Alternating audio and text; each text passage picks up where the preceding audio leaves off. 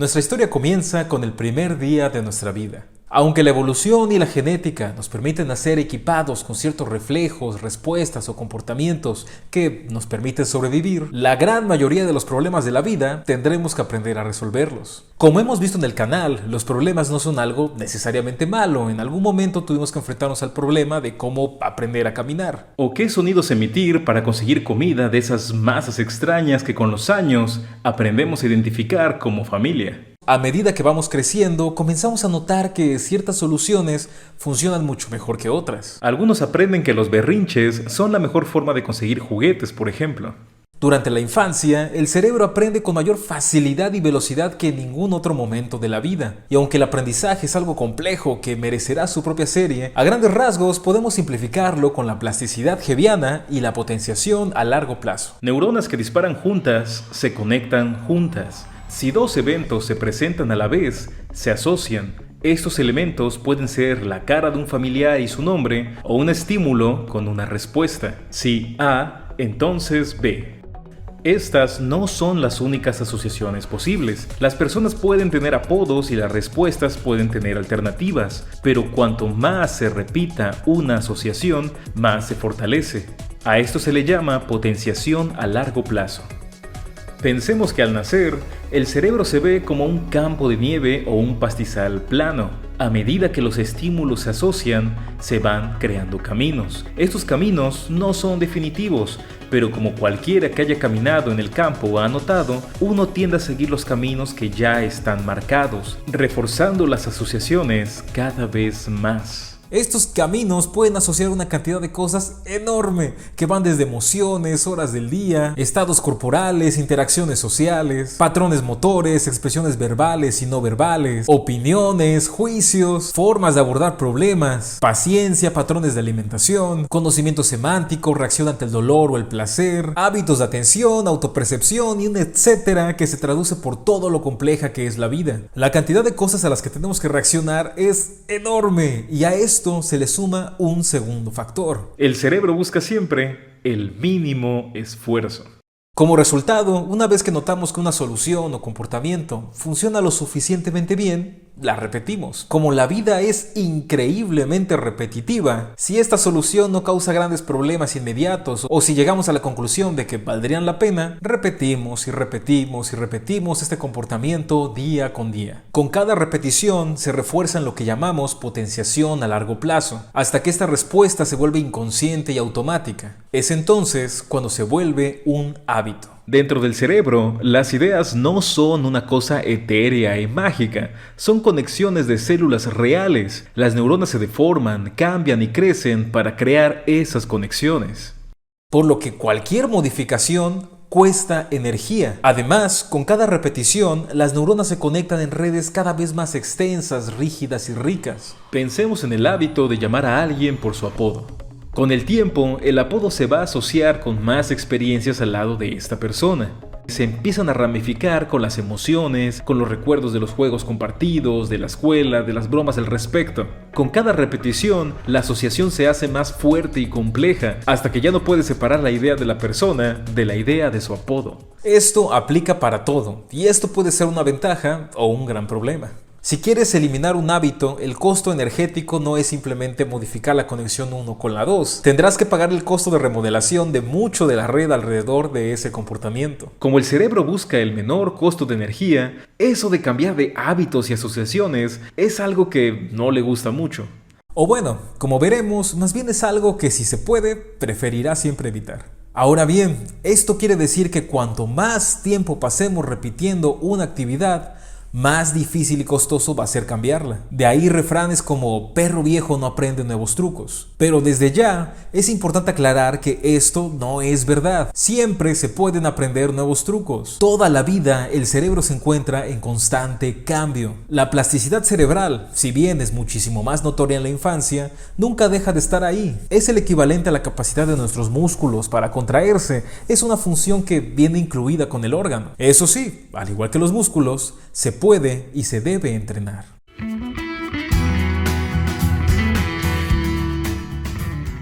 Para mí, Existen 3 razones por las que deberíamos apagar el piloto automático de vez en cuando. 2 razones son a largo plazo, la otra es inmediata. Comencemos con la inmediata. Tal vez a todos nos sea conocida la ruleta rusa, un revólver, una bala y muchas vueltas aleatorias hasta un resultado fatal. Pensemos en la razón por la que los hábitos son tan fuertes. La vida es repetitiva. Muchísimo. Las cosas que tenemos que hacer hoy son casi las mismas que tuvimos que hacer ayer y prácticamente las mismas que tendremos que hacer mañana. Así que responderemos de manera muy similar cada vez. La mayoría de las veces, la acción se repite sin grandes consecuencias, pero se sigue repitiendo día con día, hasta que un día coinciden el tiempo y el lugar para que una misma respuesta transforme un cartucho vacío en una bala. Para mí, ese es el karma. Si constantemente realizas comportamientos riesgosos o negativos, por pura probabilidad, tarde o temprano se presentará un contexto más delicado donde esos riesgos exploten. Pero esto no aplica solo para los malos hábitos. También una buena práctica en el contexto adecuado puede tener muchos beneficios. Cuando coinciden positivamente las acciones y el contexto adecuado, le llamamos suerte. Pero además, deberíamos evaluar nuestros hábitos de acuerdo con las probabilidades. Si te pregunto, ¿qué tendría que pasarle a una persona para que digas, ¡no, hombre, qué buena suerte tuvo! Tal vez una de las primeras cosas que me respondas es que esa persona se ganara la lotería. Ese es un gran ejemplo. Tienes el hábito de comprar cada día un pequeño boletito hasta que le atinas y ahí está la suerte. Pero comprar billetes de lotería es un pésimo hábito, porque aunque la ruleta sea positiva, las probabilidades son ridículamente bajas. Una de las loterías más populares en México es Melate, con una probabilidad de victoria de casi 1 entre 32,5 millones. La probabilidad es tan baja que ni siquiera la llegamos a dimensionar en la cabeza, pero podríamos visualizarla más fácil si por cada una de las posibilidades tomáramos un día. Le estaríamos apostando a un día en 32,5 millones, que equivale a acertar en un día desde hoy hasta el 86.191 a.C. Si aún no queda clara la escala, podemos imaginar el mundo atrás pasando por Jesús y las pirámides, pero la historia comienza apenas con el 3200 a.C. con la escritura. Aún si compráramos todos los días de la historia humana, la probabilidad de ganar la lotería sería solo del 6%. Mejores hábitos son los que presentan suerte en actividades que son más cotidianas, que son más constantes, que tienen más probabilidades de ocurrir, como la salud, el trato con los demás o la preparación. Pero volvamos a los malos hábitos. Hablar de karma suena mucho a hacer el bien o hacer el mal, pero aquí no se trata de verlo desde un punto de vista moral o religioso. Una mejor forma de verlo, para mí, es hablar de riesgos. Los malos hábitos son arriesgados, generan problemas. Y si piensas que en un momento delicado, en un día de bala, tendrás más cuidado y no realizarás esos comportamientos, te tengo malas noticias. Los contextos peligrosos o demandantes exigen prácticamente toda nuestra atención, por lo que tenemos muchísimo menos control de nuestras respuestas automáticas. Es cierto que un mal hábito difícilmente podría llegar a ser el causante de todo un problema, pero es cierto que generalmente podrá empeorarlo, y en algunas ocasiones podría ser la gota que derrame el vaso. Una vida en piloto automático. Como hemos visto en otros videos, las cosas que son constantes tienden a desaparecer de nuestra atención y de nuestra memoria. Seguimos respondiendo a ellas, pero ya no pasan por todo el procesamiento lento y consciente que sí tienen algunas cosas al ser novedosas o cuando las juzgamos importantes. Así que estamos lavando trastes, sí, pero la mente no está ocupada en esta actividad, sino que está pensando en las cosas novedosas, los planes y deseos, los miedos o las preocupaciones, los buenos recuerdos, los pendientes o las deudas, los objetivos, las nuevas ideas o los problemas. Como las cosas novedosas son pocas y la mayoría de las cosas que están en la cabeza no se transforman en acciones, la mayoría de las cosas que terminamos haciendo se realizan en piloto automático. Ahora, esto no es necesariamente malo. Pasamos años de nuestra infancia aprendiendo a hablar, a escribir, a caminar, a contar, algún deporte, normas sociales, cómo vestirnos o cómo usar ciertas herramientas y demás cantidad de cosas para poder dejar espacio libre a la mente para ocuparse de las cosas que son novedosas, más complejas e importantes. importantes en la vida adulta. Pero a veces damos por sentado que las bases que sostienen nuestro comportamiento son siempre lo suficientemente sólidas y confiables. Sin embargo, pensemos un poco, ¿qué probabilidad hay de que ante un problema, justamente tú hayas encontrado la solución perfecta para solucionarlo? Y aun si así fuera, ¿qué probabilidad hay de que hayas tenido este éxito en todos los demás problemas de la vida? Y aun si así fuera, por muy constantes que sean los estímulos de cada día,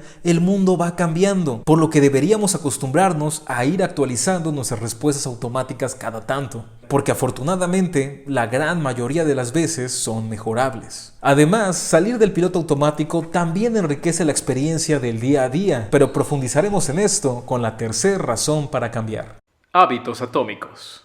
La tercera razón es la más popular, de la que se suele hablar siempre con los propósitos de Año Nuevo y todos los videos y libros sobre motivación. Y está muy bien, los hábitos también pueden tener un objetivo. Vistos así, son pequeñas acciones cotidianas que tienen un impacto acumulativo y que se vuelven muy significativas con el paso del tiempo. Cómo correr media hora al día acaba por convertirse en correr un maratón, porque la mejora continua lleva a un efecto similar al interés compuesto. Esto se ilustra muy bien con una gráfica. Podemos ver cómo se eleva exponencialmente el eje Y. Este tipo de hábitos están enfocados en metas y objetivos, y todo esto está muy bien. Sin embargo, para complementar me gustaría proponer un giro adicional. Como hemos visto en los videos de recompensa, de consumo y flow, alcanzar objetivos nos da una satisfacción muy grande, que sin embargo dura muy poco.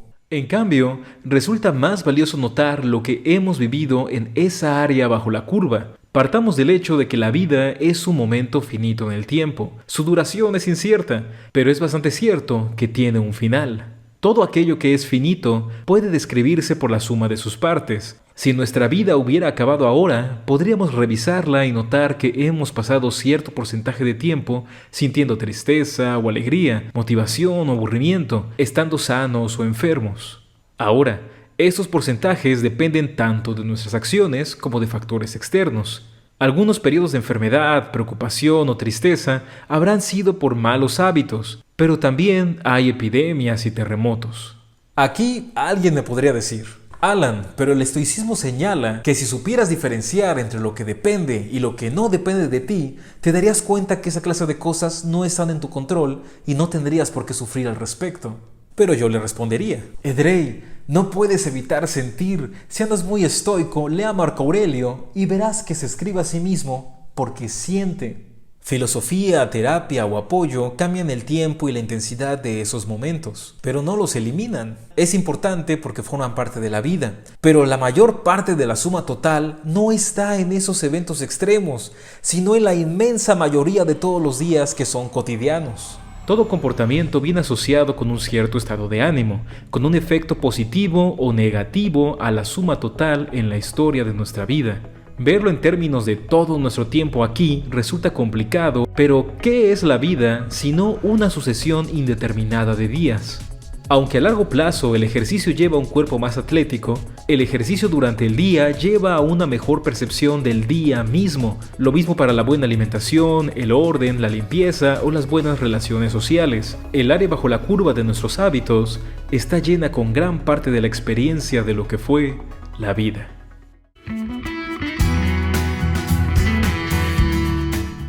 Ahora sí, pongámonos más específicos. Como creo que ya quedó claro, hábitos hay en todos los colores y formas. Eso haría un poco complicado establecer normas generales, por lo que desde que comencé este guión, comencé a clasificar mis hábitos y he encontrado que a pesar de su gran diversidad, podríamos clasificarlos en 3 niveles principales. Respuestas, actividades y sistemas.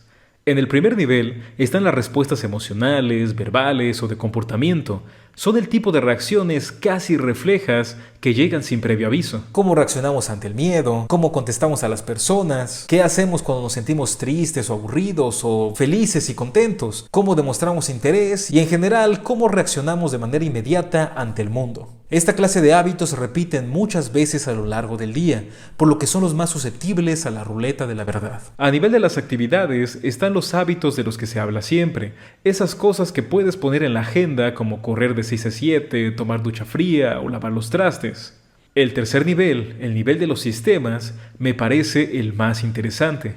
Este nivel se trata de cómo solemos organizar una serie de pasos para llegar a una solución. Este es el nivel más difícil de entender porque es muy amplio, así que vamos con algunos ejemplos. Un sistema lo suficientemente complejo y además fácil de ver es el lavado de los trastes. Cuando comencé a escribir el guión, me di cuenta de que tenía una pésima forma de lavar los trastes. Siempre era la misma y era ineficiente. Solía empezar con las cosas más grandes porque eran las que más me molestaban, aunque tenía muy poco espacio para maniobrar. Luego enjabonaba cada uno de ellos y lo enjuagaba de forma individual. Repetía este proceso con el primer traste que me encontraba enfrente, daba igual si fuera una taza o pinzas de cocina. Como resultado terminaba con un montón de trastes diferentes, por lo que también era tedioso acomodarlos. Lo primero que hice fue agrupar por tipo y tamaño cada uno de los trastes diferentes, para entonces enjabonarlos a todos en serie y sin tiempos muertos. Además, me di cuenta que podía duplicar la velocidad si la mano derecha acomodaba mientras que la izquierda enjuagaba. Y en el acomodo igualmente podía terminar todo con un solo movimiento. Desde luego, este no es un tutorial de cómo lavar trastes, y estrategias hay muchísimas diferentes en cada sistema. Lo importante es buscar la optimización de aquellas tareas que son cotidianas y que pueden generar beneficios. Ahora, en una lavada podrá parecer una tontería, pero es una acción que se realiza varias veces al día.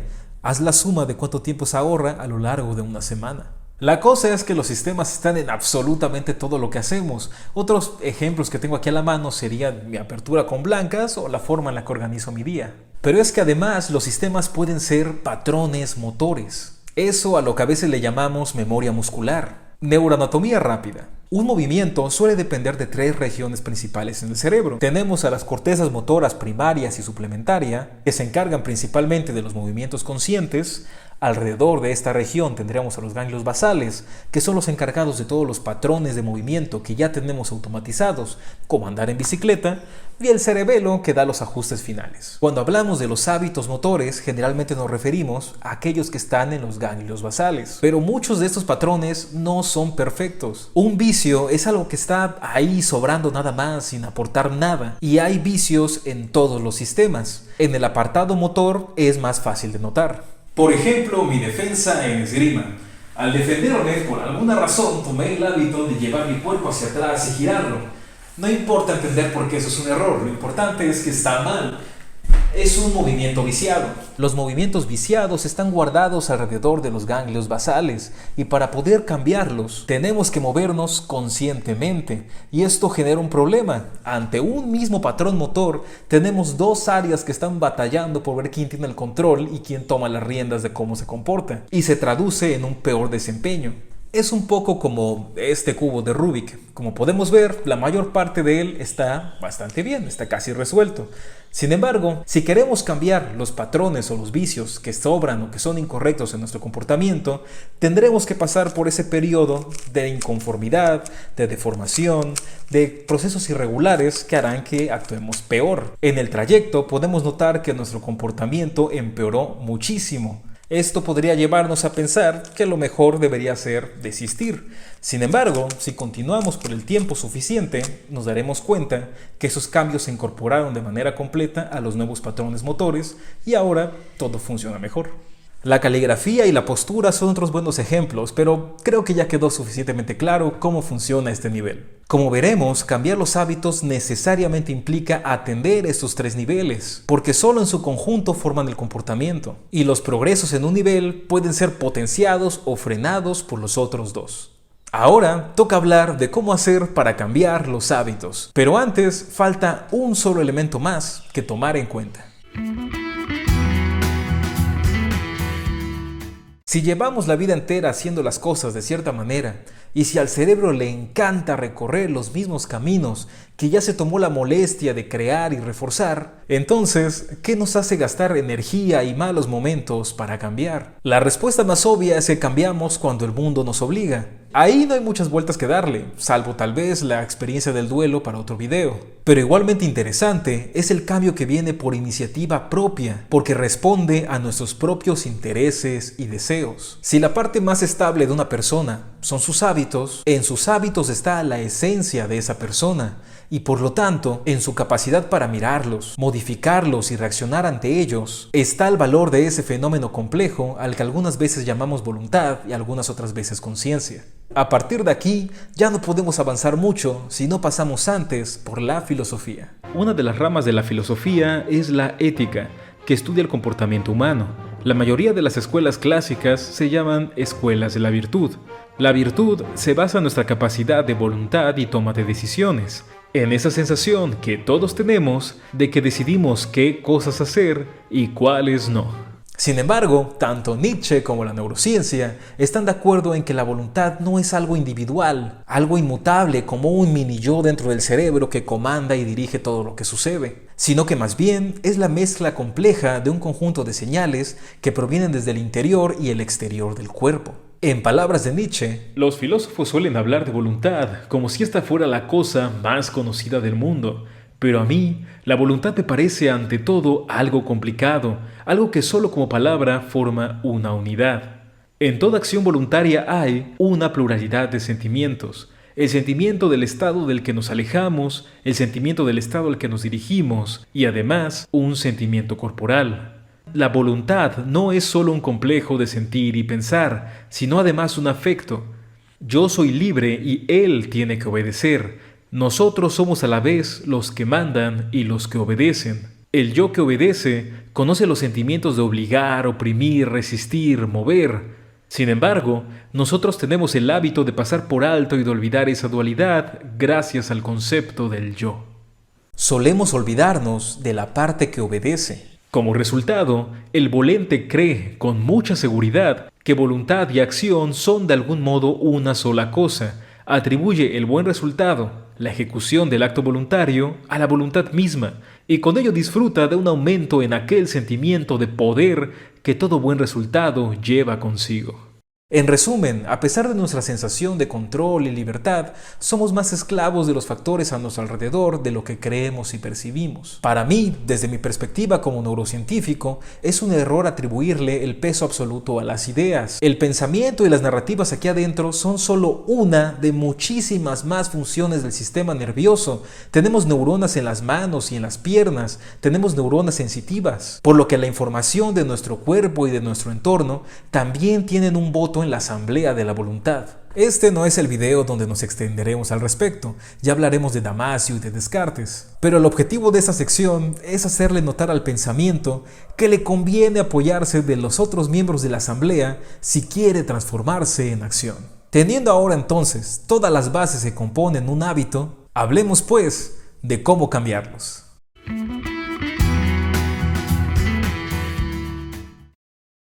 Como podemos ver, tenemos mucho entre las manos justo ahora, así que pasemos de las ideas a la práctica. Es más cansado darle vueltas a una idea hasta que sea perfecta que ir puliendo una acción poco a poco. De la misma forma, si ya sabes que una acción es negativa, cámbiala. No tiene que haber días especiales ni razones especiales para un cambio. Basta con saber esto. Cada que repites algo que no quieres, lo refuerzas. Lo haces más difícil de cambiar. Aprovecha que hoy es el día más fácil. Acepta que las redes neuronales que determinan tu comportamiento son demasiado complejas y fuertes como para que puedas manipularlas y entenderlas por completo. No se trata de ser perfectos, se trata de hacerlo lo mejor que se pueda. Acepta que los cambios tienen un precio, tanto metabólico como de rendimiento. Recuerda el Rubik. Además, recuerda que lo que haces está conectado en redes con lo que sientes, con lo que percibes y con la idea que tienes de ti, por lo que cambiar es incómodo. También acepta que no todos los hábitos tienen la misma dificultad. La regla de los 21 días no tiene ningún sentido. Cuantos más cambios se requieran, más tiempo y esfuerzo tomará. Acepta que tal vez hoy el motivo que te trajo aquí te motiva y te va a ser más fácil los primeros días. Sin embargo, una vez que esa motivación se diluya, comenzará la cosa de verdad. Al cambiar un hábito, siempre empezamos en el nivel más difícil, pero mientras seamos constantes, mañana siempre será más fácil. Eso sí, acepta que habrá días mejores que otros. No harás el mismo ejercicio si tienes fiebre, ni te vas a parar a las 6 de la mañana si llevas 3 días sin dormir. Quieras o no, habrá pausas, pero después de ellas habrá muchos otros días en los que nada te impida continuar donde te quedaste. Si desistes por mucho tiempo, vuelves al inicio. Así que, ante la oportunidad, sigue. Cada día es un poco más fácil. Sí. Pero tienes que hacerlo cada día. Es la parte difícil, pero se vuelve más fácil. Planea de forma concreta y específica. No pienses, quiero mejorar mi salud, mis ingresos o mi trato con los demás. Piensa en objetivos concretos y medibles, como índice de masa corporal, la cantidad de kilómetros a correr o las acciones específicas para llegar a ese objetivo. Generalmente, si lo puedes poner en un Excel, está bien hecho. Cuida cómo mides el tiempo. No todos los plazos tienen que ser a un año, pero pareciera que con los hábitos solo hay dos medidas. O queremos transformaciones inmediatas en 21 días, o proyectos superambiciosos a un año de distancia. Esperar ver un cambio inmediato y notar que no ocurrió desmotiva, y metas tan a largo plazo generalmente se olvidan o se pierden después que desaparece la motivación. Así que crea metas más concretas a corto, mediano y largo plazo. Por cierto, que los hábitos de respuesta o los hábitos de nivel 1 generalmente pueden medirse varias veces en un solo día. Y una cosa más, mide tus hábitos de acuerdo a sus resultados, no al esfuerzo ni a la opinión que tengas de ellos.